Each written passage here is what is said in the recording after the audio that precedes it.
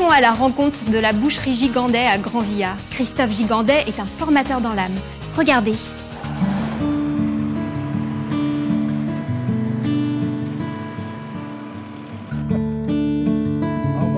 Mon activité, c'est boucherie charcuterie traiteur. J'ai repris le commerce depuis 4 ans, janvier 2008, qui était une boucherie familiale avec une histoire de 3 générations. Mon prédécesseur est parti en retraite. Nous avons remis aux normes les laboratoires pour pouvoir travailler dans de bonnes conditions. On a une clientèle rurale qui est dans le secteur de la commune de Grand-Villard. L'innovation, donc, c'est le service à domicile. J'ai repris le principe de mon prédécesseur qui, lui, faisait camion de tournée, qui avait un camion de tournée. J'ai pas pris de camion de tournée car l'investissement était trop lourd au départ en charge financière.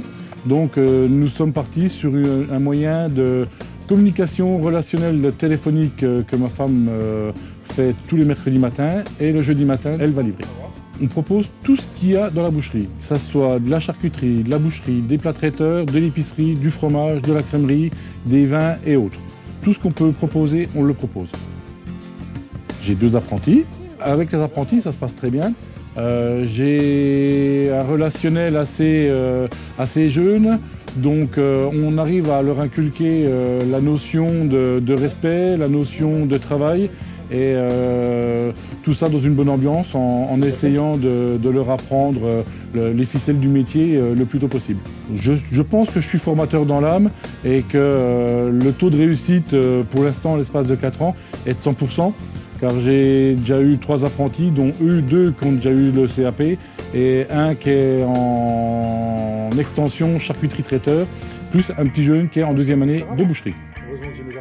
Le succès de la boucherie, en règle générale, je pense que c'est le savoir, l'écoute, le conseil et la qualité.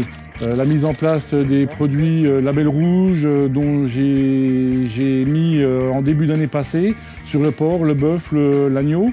La fabrication sur le Label Rouge aussi, avec la charcuterie qui est faite sur du porc Label Rouge. Je pense que ça donne un ensemble de qualité et de savoir-faire. Donc une mise en avant pour la boucherie. Les saucisses restent au fumoir entre 24 et 36 heures. Façon morteau, pareil.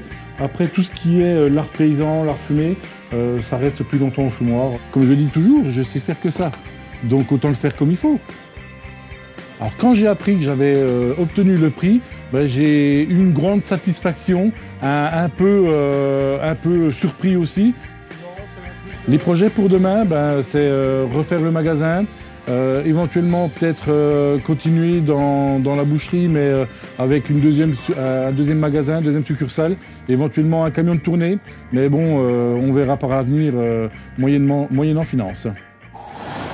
Et maintenant, nous allons voir comment Sylvie Fesselet, sa conseillère chambre des métiers, va jouer le rôle de vendeuse.